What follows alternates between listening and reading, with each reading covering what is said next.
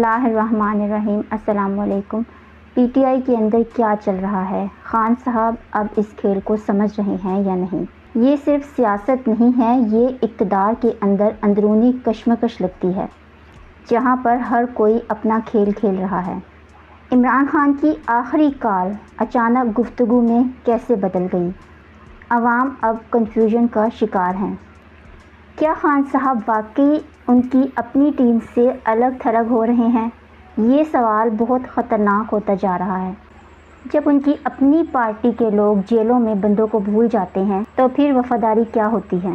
गंडापुर की रसाई इतनी ज़बरदस्त है और बाकी लीडर साइड लाइन पर हैं। बहुत कुछ है जो आवाम को नहीं बताया जा रहा। क्या ये इक़्तिदार की जद्दोजहद है या बका की सियासत? हर फरीक सिर्फ़ और सिर्फ अपने मफादात पर मरकूज़ नज़र आता है। आज के बयानात ने पीटीआई के अंदर दरारें खोल दी हैं। इमरान खान को जेल में रखने से सबको फ़ायदा होता है। ये जुमला सियासत में सबसे खौफनाक बन गया है। पाकिस्तान की सियासत अब नज़रिए से ज़्यादा ज़ाती बका का खेल लगती है और आवाम देख रही है। तो चलते हैं वीडियो की तरफ। पहले हम ये सनसनीखेज़ वीडियो देख लेते हैं, फिर इस पर बात करेंगे। चैनल को सब्सक्राइब लाजमी कर लें और बेल आइकन को भी प्रेस कर लें। शुक्रिया। मुझे बताइएगा सर, वो बार बार आज भी इमरान खान साहब कह रहे हैं कि उनसे बात करेंगे जिनके पास ताकत है। सर 4 मुतालबात है वाडा साहब, कोई आप ही सिफारिश कर दें, कोई एक आधा ही मनवा दें।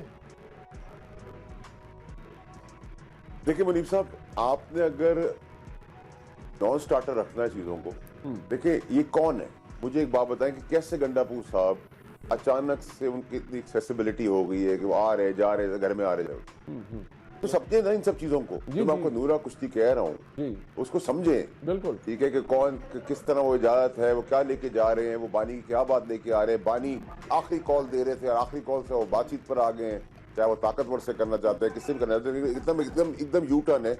इसका मतलब ये कि एक आदमी गुमराह है इस पूरे खेल के अंदर, वो है इमरान खान साहब। उनको पता ही नहीं कि वो खिलौने बने हुए अभी और सब उनका खेल रहे हैं। उनके अंदर रहने में इन सब का फायदा है। इन सब का किनका? पीटीआई के अंदर जो मजा करे। नून लीग का तो डेफिनेटली है, बाकी पॉलिटिकल पार्टियों का भी डेफिनेटली है, लेकिन एट द सेम टाइम आप ये भी तो नहीं कर सकते कि आप एक आदमी को सलाखों के बीच में रख के फांसी भी चढ़ा दें। बिल्कुल तो नहीं पॉसिबल। बिल्कुल जब पॉसिबल नहीं है तो इस पॉसिबिलिटीज और इम्पॉसिबिलिटी के बीच में रास्ता निकालना है।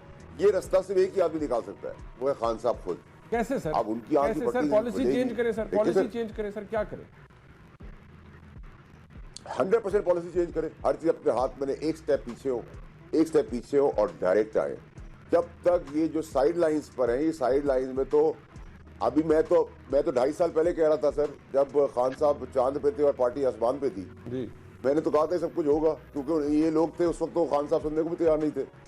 मजीद खान साहब के लिए जी आप मुकम्मल कर जी बताएं जी। मेरी करें सर। जी वाडा साहब, गुजारिश है, कल आपकी प्रेस कॉन्फ्रेंस बड़ी मानी खेज थी। आपने कहा ये कर रहे हैं, ये वही जो आपने आज कहा कि ये नूरा कुश्ती हो रही है। आपने कहा बात जो अंडरग्राउंड चल रही होती है, सर वो बात अंडरग्राउंड किससे चल रही होती है? हुकूमत तो कहती है हमारे साथ तो कोई बातचीत नहीं है। एस्टेब्लिशमेंट की हवाले से आप मुझसे ज्यादा ताकतवर भी हैं और बाखबर भी हैं, आप बता दें कोई बातचीत हो रही है?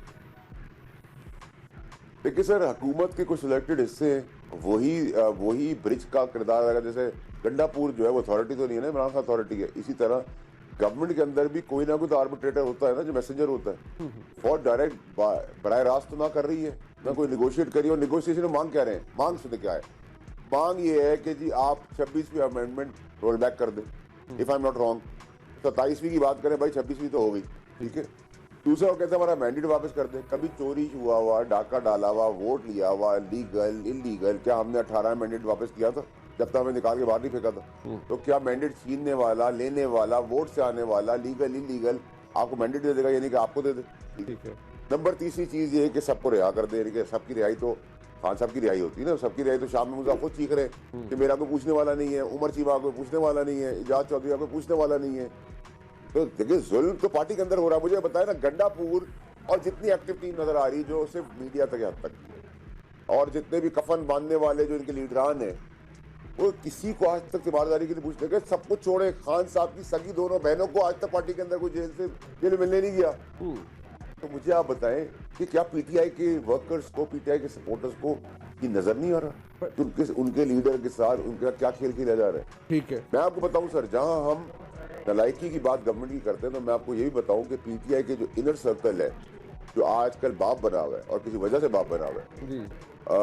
अंदर खाने, इनको भी छुपने की जगह नहीं मिलेगी। ये आप देख लेना, आज जो मरवत ने बात की है उसको आप हल्का ना लीजिएगा।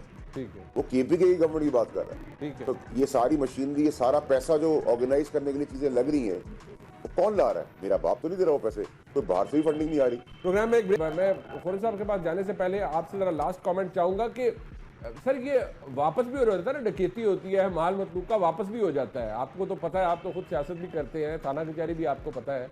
तो वो अहमद वैसा वकील है, उनका आर्गूमेंट ये है कि अगर कोई चीज़ चोरी हो तो फिर वापस भी की जाती है, पकड़ी जाए तो। देखिए सर, मेरी बात सुने, मैं बड़ी कदर करता हूँ बात की, प्रिंसिपल लोग हैं, प्रिंसिपल इनकी बातें हैं, लेकिन यहाँ ना जब डकैती होती है तो फिर ये कहा जाता है कि यार अब सामान तो मिलना नहीं है, तो फिर कंप्लेन करने की क्या जरूरत है, तो छोड़ो बस जाने दो। जब तक आप डकैती वाले को खुद अपने हाथ से पकड़े गर्दन ना मरोड़ दें। तो हमने भी इक़्तिदार नहीं छोड़ा था। ऐसा नहीं कि हम 2018 में फरिश्तों की फौज थी, हम भी, हमारा भी आरटीआई सिस्टम में नीचे बैठा था तो बहुत सारे उठे थे। ठीक है, तो हमें क्लियर रखना चाहिए, अगर ये फॉर्म 47 की चोरी की गवर्नमेंट है, बिल्कुल है, तो हमारी भी गवर्नमेंट चोरी है। अच्छा, अब वो जरूर बात है कि 13 में भी थी ना, फिर 8 में भी थी, 13 में भी ठीक थी, है, 18 में नहीं 100%, और आगे भी आएगी, ऐसी ही आएगी चोरी। तो डेवलपिंग कंट्रीज के अंदर मुनीब भाई जब तक रहेगी, जब तक 100 साल की डेमोक्रेसी का टाइम पूरा नहीं होगा। हमारी तो 100 साल की डेमोक्रेसी नहीं है, आहिस्ता आहिस्ता इवॉल्व हो रही है। अगर आपका इसका अगला इलेक्शन भी रिग्ड नहीं होगा तो होगा, कम होगा, फिर उससे कम होगा, फिर उससे कम होगा। अब आप ये जरूर कह सकते हैं कि हमारे पास पॉपुलैरिटी वेव थी, इनका पॉपुलैरिटी वेव नहीं है। डफर वो भी थे, डफर ये भी है, उसमें हम भी शामिल हैं, मैं भी शामिल हूँ, खुद भी शामिल हूँ। अच्छा। तो मुकाबला जो है वो नालायक और नाहलों का है और एक्सपायर्ड लोगों का है। फर्क क्या है कि इमरान खान साहब की पॉपुलैरिटी इसलिए बढ़ी हुई है कि लोग इनसे नफरत करते हैं, इसमें भी दो राय नहीं होनी चाहिए। आप खुर्रम दस्तगीर साहब हैं, साद रफीक साहब हैं, राना सनाउल्लाह साहब हैं, परवेज रशीद साहब हैं, ये सीरियस चेहरे कहाँ हैं? इनकी बात को कोई वेटेज देने को तैयार है। सही हो, गलत हो, सच हो, झूठ हो, पार्टी को डिफेंड भी करना होता है। आई अंडरस्टैंड खुर्रम दस्तगीर साहब जो बातें कर रहे हैं, 69% पॉपुलैरिटी है, दिल पे आ सकती है, ये भी बात नहीं कर सकते, he does not come from that background also, but definitely party को डिफेंड करना पड़ता है। इन्होंने अपनी 69 इलेक्शन में शिकस्त को कबूल किया, साद रफीक साहब की तरह इन्होंने भी कोई, मैं वही कह रहा हूँ। देखिए, मैं खुर्रम दस्तगीर साहब और मेरा सियासी इख्तलाफात हमेशा रहते थे जब मैं पार्टी में था, but sometimes you have to defend your party even you know 500% that the party is gone done and it's full of duffers. But मैं खुर्रम दस्तगीर साहब, राना सनाउल्लाह, परवेज रशीद, इरफान सिद्दीकी, खाकान अब्बासी, चौधरी निसार, मोहम्मद जुबैर, ये सब लोग जो है बड़े पार्टी के सीरियस लोग हैं। ऐसा नहीं कि हर पार्टी के अंदर से बुरे और गंदे लोग ही हैं। तो पार्टी हर पार्टी में बहुत अच्छे लोग भी हैं, ठीक है, बहुत सारे अच्छे लोग हैं। पीटीआई में बहुत सारे अच्छे, अहमद ओवैस साहब हैं, अच्छे आदमी, इनका कोई सेल्फ इंटरेस्ट नहीं है। मेरा इनसे कोई ताल्लुक पार्टी के अंदर दौरान भी नहीं था कि मैं बहुत इनके साथ हैंड इन ग्लव्स था, बहुत दोस्ती थी, लेकिन इतराम है इनका। लेकिन ये है मुखलिस आदमी। अब अली मोहम्मद खान है, मुखलिस आदमी है। आप उल्टा भी मुझे कर दें, उससे मेरी हेटलेसी भी हो जाए, लड़ाई भी हो जाए, मैं कहूँगा ठीक आदमी, बिल्कुल ठीक आदमी। बाकी तो सब मक्कार कलंदर चलंदर वाले लोग हैं। और मुझे आप बताएं ना किस तरीके से नौकरों की तरह पूरी पार्टी खड़ी हुई है। हम कहते हैं ठप्पेदार है, ये पैदागीर है, PMLN वाले ये ठप्पेदार है, खड़े होते हैं, ये कौन लफ्ज बोलते थे इनके लिए। नौकरों की तरह पीटीआई खड़ी हुई, वो कह रहे हैं कि बेगम साहब कह रही है कि जो 5000 आदमी लेगा तो निकाल देंगे, चाहे 20 साल पुराना हो। नौकर हैं हम, मतलब मैं तो इस पार्टी का हिस्सा नहीं हूं, अभी होता तो खड़ा हो चुका होता, लेकिन सब नौकर बन गए ना। अब जो वो लाइन टो करेगा, इक़्तिदार के मजे भी वो लेगा, इमरान खान को जेल में रखने में तो सभी का फायदा है, इमरान खान को जेल से भी आगे ले जाने में सबका फायदा है। ठीक, इनकी सियासत चमकती रहेगी, इक़्तिदार चमकता रहेगा, पैसा चमकता रहेगा। पहले अपने अंदर सफाई करें, फिर आप नून लीग की बारी की बात करेंगे, फिर हम तीसरी चौथी पांचवी बात करेंगे। सच तो ये है कि दोस्तों, सियासत में हमेशा कारकुन ही सबसे ज़्यादा कुर्बानियाँ देते हैं, लीडर नहीं। अगर पीटीआई के अंदर इतना ही कंफ्यूजन है तो आवाम किस पर भरोसा करे। ये अंदरूनी लाबियाँ ये वो हैं जो किसी भी पार्टी में अंदर से कहते हैं। आवाम अब सिर्फ तकरीरें नहीं बल्कि नताइज चाहती है, और वो भी जल्दी। पाकिस्तानी सियासत में सबसे बड़ा मसला ये है, यहाँ कोई भी मुकम्मल तौर पर बेकसूर नहीं है।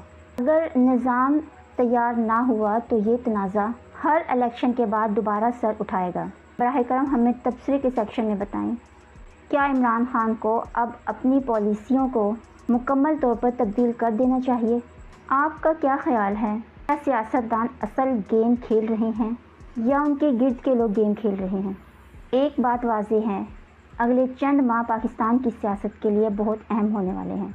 वीडियो अच्छी लगी तो वीडियो को लाइक करके चैनल को सब्सक्राइब करें और बेल आइकन को भी प्रेस करें। मिलते हैं एक नई वीडियो में, तब तक के लिए अल्लाह हाफ़िज़।